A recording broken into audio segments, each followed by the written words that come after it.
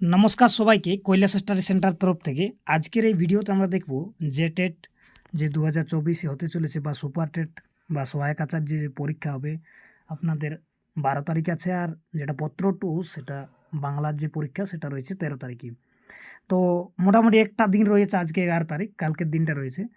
তো আজকের এই ক্লাসে আমরা কিছু প্রশ্ন উত্তর দেখব মক টেস্ট টাইপের, আপনাদের একটু রিভিশনও হয়ে যাবে, তার সাথে সাথে আপনাদের কতটা স্মরণ শক্তি রয়েছে সেটাও এখান থেকেই চেক করা হয়ে যাবে। তো ভিডিওটা সবাইকে দেখার জন্য অনুরোধ রইল। আর সবথেকে প্রথমে বলবো, সবথেকে আগে ভিডিওটাকে প্রথমে শেয়ার করে দিন সবাইকে। আর তারপর যদি আপনারা চ্যানেলটিকে না সাবস্ক্রাইব করে থাকেন তাহলে চ্যানেলটিকে সাবস্ক্রাইব করবেন। আরেকটা অনুরোধ রইল, যারা এখনও পর্যন্ত এর পূর্বে আমি আরও দুটো ভিডিও আপলোড করেছি মক টেস্টের উপরে, ঠিক আছে। তার অনেক পূর্বে প্রায় 4 মাস আগে সম্পূর্ণ যে পত্র টুয়ে যে সিলেবাস রয়েছে বাংলার, সেই সম্পূর্ণ সিলেবাসটা গ্রামার, গদ্য, পদ্য রয়েছে এই চ্যানেলের মধ্যে আপলোড করা, যেগুলো প্লে লিস্ট থেকে পেয়ে যাবেন। আর যদি কেউ প্লে লিস্ট না পান তাহলে কমেন্ট করে জানাবেন, আমি প্লে লিস্ট শেয়ার করে দেবো। তাছাড়া হোয়াটসঅ্যাপে জয়েন করার জন্য যে পেছনের ভিডিওতে ফোন নম্বর দেওয়া রয়েছে সেখানে জয়েন করে আপনারা ওইখান থেকেও আমার সাথে কথা বলতে পারেন যদি কিছু বিশেষ প্রয়োজন হতো। আর চলো এবারে ভিডিওটা শুরু করা যাক। বেশি কিছু না বলে সময় নষ্ট করে লাভ নেই, কেননা আপনাদের কালকে পরীক্ষা। তো কথা হচ্ছে যে এখানে আপনারা হয়তো দেখছেন যে এটা যে প্রশ্ন যে সংখ্যা এখানে রয়েছে সেটা হচ্ছে 34 নম্বর। তো এর পূর্বে যে দুটো ভিডিও আপলোড করা হয়েছে ওখানে সেই বাকি 33টা প্রশ্নের উত্তর করা হয়েছে আলোচনা। আর বলবো, বারবার রিকোয়েস্ট করব যে সেই ভিডিওগুলো দেখে নেবে, তোমাদের হয়তো কাজে লাগতে পারে। আর কমেন্ট করে জানাবেন যদি আরও ভিডিও প্রয়োজন হয়, তাহলে জানাবেন কমেন্ট করে। আমি সন্ধ্যা পর্যন্ত আরেকটা ভিডিও তাহলে নিয়ে আসবো, ঠিক আছে। তো প্রথমেই যে প্রশ্নটা নেওয়া আছে যে ভারতচন্দ্রের প্রকৃত পদবী কী ছিল। এবারে ভারতচন্দ্রকে প্রশ্ন আসে, অন্নপূর্ণা ও ঈশ্বরী পাটনি বলে আপনাদের একটা কবিতা রয়েছে যে টেটের যে বাংলা সিলেবাস পত্রটি, সেখানেরই এই লেখকের নাম হচ্ছে ভারতচন্দ্র। এবারে ওর পদবী কী রয়েছে, ওর পদবী এখানে যে প্রথমের অপশানটা যেটা দেওয়া রয়েছে সেটাতে হচ্ছে যে লেখা রয়েছে যে মুখোপাধ্যায়। দ্বিতীয় নম্বর অপশান যেটা রয়েছে বি নম্বরে সেটা হচ্ছে চক্রবর্তী বা চট্টোপাধ্যায়। আরেকটা অপশান নিয়ে কোনো প্রয়োজন নেই।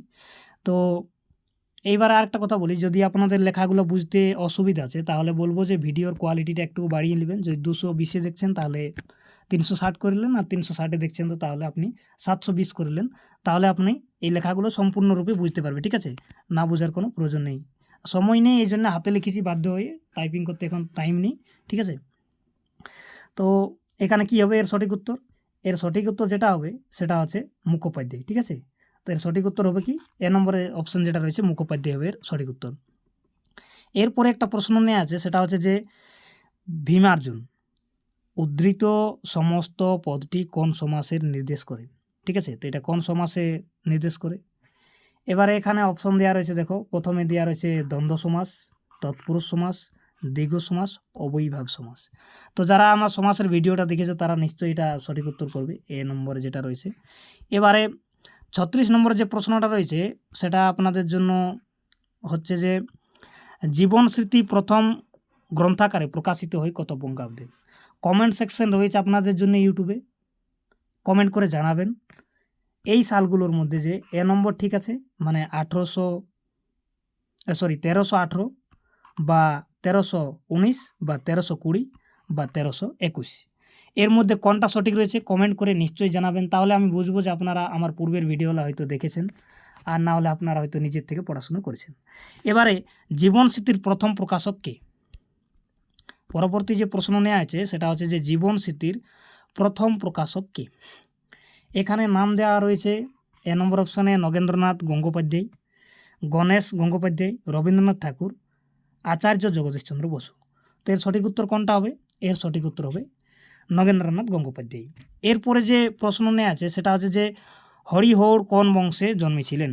আপনারা যদি অন্নপূর্ণা ও ঈশ্বর পাটিনি পড়েছেন তাহলে নিশ্চয়ই বলতে পারবেন যে ব্রাহ্মণ বংশে, না কায়স্থ বংশে, না শূদ্র, না বণিক। তো এখানে 4টা অপশন দেওয়া রইল, কমেন্ট করে জানাবেন কোনটা এর সঠিক উত্তর হবে। এরপরে যে প্রশ্ন রয়েছে সেটা হচ্ছে যে কান্ডারি হুঁশিয়ার কবিতায় মাতৃমুক্তিপণ কে করেছে। তো যারা কান্ডারি হুঁশিয়ার কবিতা পড়েছে তারা নিশ্চয়ই এই অপশনগুলো দেখে 4টা অপশন যে রয়েছে ABCD, যে কান্ডারি, দেশনেতা, নৌকার যাত্রীরা নজরুল করেছে। তো কে করেছে? মাতৃমুক্তিপণ কে করেছে? কান্ডারি করেছে। এ নম্বর অপশন সঠিক উত্তর হবে। এরপরে যে প্রশ্ন নেওয়া আছে সেটা হচ্ছে যে সুখপ্রাপ্ত শব্দটি ব্যাস বাক্য। সমাস নির্ণয় করতে বলা হয়নি, শুধু ব্যাস বাক্য বলা হয়েছে। তো সুখপ্রাপ্ত মানে কি? সুখ ও প্রাপ্ত, সুখকে প্রাপ্ত না সুখ দ্বারা প্রাপ্ত, সুখ এবং প্রাপ্ত। তো এর সঠিক কোনটা হবে ব্যাস বাক্য করলে? সুখকে প্রাপ্ত। সমাস যদি না পড়ে থাকেন তাহলে নিশ্চয়ই পড়ে যাবেন। সমাস থেকে প্রায় 6টা 7টা প্রশ্ন হবে আপনাদের পরীক্ষাতে। দ্বিগু কথার অর্থটা কি? এটা খুবই সহজ, আপনারা সবাই জানেন হয়তো। এ নম্বর অপশন, বি নম্বর অপশন, সি নম্বর অপশন আর ডি নম্বর অপশন। 2, 3, 4, 5 কোনটা সঠিক হবে? এর সঠিক উত্তর হচ্ছে দ্বিগু কথার অর্থ হচ্ছে 2। এরপরে লেখকের জীবনে আদি কবিতার প্রথম কবিতা ছিল জল পড়ে পাতা নড়ে, বৃষ্টি পড়ে টাপার টুপুর। এখানে একটু স্পেলিংটা ভুল হয়েছে এখানে, ঠিক আছে। আর সি নম্বর যেটা রয়েছে আমার মাথা উন্নত করে দাও, আর কোনোটাই নয়। তো এর সঠিক উত্তর কোনটা হবে? এর সঠিক উত্তর হচ্ছে এ নম্বর অপশন, ঠিক আছে। এরপরে যে প্রশ্ন দেওয়া হয়েছে সেটা হচ্ছে যে সমাসবদ্ধ পদের অপর নাম কি? তো সমস্ত পদ, সমান পদ, সন্ধিপদ না যুক্ত পদ। তো এর সঠিক উত্তর কী হবে? এ নম্বর অপশন যেটা রয়েছে সেটা সঠিক হবে। এখানে তোমাদের জন্য একটা ড্যাশ পূরণ রয়েছে, শূন্যস্থান পূরণ করো। এই বয়স জানে না কোন কবিতার থেকে? যদি পড়েছেন তাহলে নিশ্চয়ই মনে হচ্ছে যে এই বয়স জানে না 18 বছর কবিতা থেকে লাইনটা নেওয়া হয়েছে। রক্তদানের পুণ্য, লেখাপড়া করতে, যুদ্ধ করতে, কোনোটাই নয়। তো এখানে কী হবে? রক্তদানের পুণ্য। নিচের কোনটি স্বরসন্ধি? ঠিক আছে, খুবই ইম্পর্টেন্ট প্রশ্ন। এরকম ধরনের প্রশ্ন একটা যে কোনো আসতে পারে তোমাদের পরীক্ষায়। তো নিচের কোনটি স্বরসন্ধি? এবারে এখানে সন্ধি বিচ্ছেদগুলো করা নেই, তাহলে যারা সন্ধি বিচ্ছেদ করতে জানে না তাদের জন্য খুবই সমস্যা কিন্তু, ঠিক আছে। এই জন্য সন্ধির উপরে আমি একটা ভিডিও আপলোড করেছি, সেখানে আপনারা দেখে নেবেন। স্বরসন্ধির উপরেই করা আছে।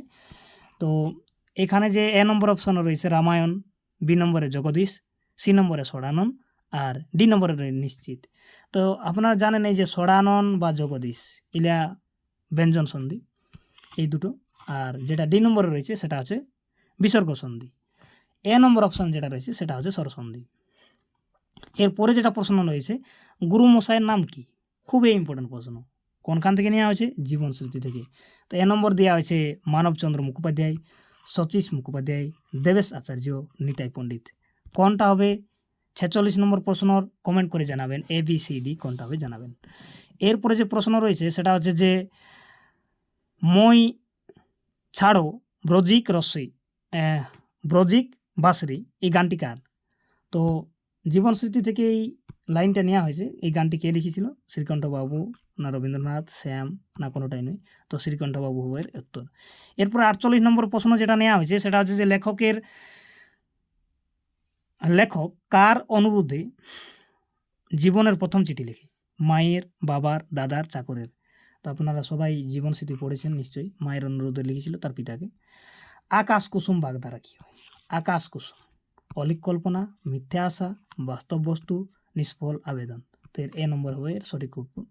এটা আপনারা সবাই হয়তো পড়েছেন এর পূর্বেই, ঠিক আছে। অলিক কল্পনা মানে আকাশ কুসুম, ঠিক আছে। আকাশ কুসুম মানে অলিক কল্পনা। 50 নম্বরে যে প্রশ্ন নিয়ে আছে অন্য আর অন্য দুটো ভিন্নার্থক শব্দ। তো অপর আর খাদ্য এখানে একটা দেওয়া রয়েছে, বি নম্বরে দেওয়া রয়েছে অবিরাম, প্রভুহীন, কালো, আর এরকমভাবে দেওয়া রয়েছে অপশনগুলো বাকিগুলো। তো এর সঠিক উত্তর হবে, সময় নষ্ট না করে এ নম্বর এটা হবে এর সঠিক উত্তর। তো এরপরে যে আরেকটা নেওয়া হয়েছে বাগধারা থেকে, ভিন্নার্থক শব্দ থেকে নেওয়া হয়েছে, ঠিক আছে। যে আদি, ভুল তো হচ্ছে না, ঠিক আছে। আদি আর আদি ভিন্নার্থক শব্দ কী হবে? তো এর যে ভিন্নার্থক শব্দ হবে, যেমন আরম্ভ হবে পীড়া হবে, নাকি আধা হবে পীড়া হবে, নাকি আরম্ভ শেষ হবে, না আরম্ভ অন্ত হবে। তো এর সঠিক উত্তর কোনটা হবে? এর এ নম্বর যেটা রয়েছে এটা হবে সঠিক উত্তর, আরম্ভর পীড়া হবে, আদি আর আদি মানে। তন্ময় প্রবন্ধের অন্য নাম? আপনারা যারা প্রবন্ধ সম্পর্কে পড়েছেন তারা নিশ্চয়ই জানেন ব্যক্তিগত প্রবন্ধ, আত্মপ্রধান্ত প্রবন্ধ আর আত্মগৌরবী প্রবন্ধ বা নৈব্যক্তিক প্রবন্ধ। তো নৈব্যক্তিক প্রবন্ধ এর সঠিক উত্তর হবে। এর সঠিক উত্তর হচ্ছে ডি নম্বর। অন্য যে প্রশ্ন নেওয়া হয়েছে সেটা হচ্ছে যে আমড়া কাঠের ঢেঁকি। বাগধারা তোমরা অনেকেই পড়েছো। আমড়া কাঠের ঢেঁকির অর্থ কী হয়? ভণ্ড হয়, নিরস বস্তু হয়, অকেজ হয় বা আসন্ন বিপদ হয়। তো এর সঠিক উত্তর হবে সি নম্বরে যেটা রয়েছে, সি নম্বর কী রয়েছে? অকেজ হবে এর সঠিক উত্তর। আজকের যে ৫৪ নম্বর প্রশ্নটি নিয়ে আছে যে কুশধ্বজ খুড়োর যে ২ কন্যা ছিল তাদের সাথে কার বিবাহ হয়েছিল? মনে করুন যে কবিতাগুলো ছোটা রয়েছে আপনাদের সিলেবাসে, সেইখানের মধ্যে একটা কবিতার নাম হচ্ছে 'ঐত্রী মুনির আশ্রমে শ্রীরামচন্দ্র'। সেইখানে এই যে কুশধ্বজ খুড়োর কন্যার বিবাহের কথা বলা হয়েছে কার সাথে? রাম লক্ষ্মণের সাথে, না রাম ভরতের সাথে, না ভরত শত্রুঘ্নের সাথে, না লক্ষ্মণ শত্রুঘ্নের সাথে? তো এর সঠিক উত্তর কী হবে? এর সঠিক উত্তর হবে সি নম্বর অপশন যেটা রয়েছে সেটা এর সঠিক উত্তর হবে। আজকের যে লাস্ট প্রশ্ন নেওয়া আছে সেটা হচ্ছে যে মধুসূদনের ছেলেমেয়েদের নাম কি? নেপোলিয়ন শর্মিষ্ঠা, উইলিয়াম শর্মিষ্ঠা বা জন স্কিট শর্মিষ্ঠা বা টেবি শর্মিষ্ঠা? তো এর সঠিক উত্তর হবে নেপোলিয়ন শর্মিষ্ঠা। তো এই ভিডিওতে এই পর্যন্তই, ঠিক আছে? আমি আপনাদেরকে রিকোয়েস্ট করব যারা পূর্বের ভিডিওগুলো না দেখে থাকেন তারা প্লে লিস্ট থেকে দেখে নেবেন। প্রায় অনেকগুলো ভিডিও আপলোড করেছি। সম্পূর্ণ সিলেবাসটা আপনাদের জন্য আপলোড করা রয়েছে। এখনও সময় আছে। ছোট, ছোট ভিডিওগুলো আছে ১০-১৫ মিনিটের করে। আশা করি আপনারা ৩-৪ ঘন্টা যদি সময় করে একটু দেখেন তাহলে সব ভিডিওগুলো দেখে নেবেন। আপনাদের অনেক উপকার হবে। আর আমার উপকারের জন্য আপনাদেরকে একটুকুই করতে বলছি, ভিডিওটাকে লাইক করবেন, শেয়ার করবেন সবার সাথে। আর চ্যানেলটিকে যদি সাবস্ক্রাইব করে না থাকেন তাহলে সাবস্ক্রাইব করবেন অবশ্যই। সন্ধ্যার দিকে যদি সম্ভব হয় আর আপনারা যদি চাইছেন তাহলে আমি আরও একটা ভিডিও নিয়ে আসবো। ঠিক আছে? প্রায় আরও ৫০টা রকম প্রশ্ন আলোচনা করে দেবো। ধন্যবাদ সবাইকে ভিডিওটা লাস্ট পর্যন্ত দেখার জন্য।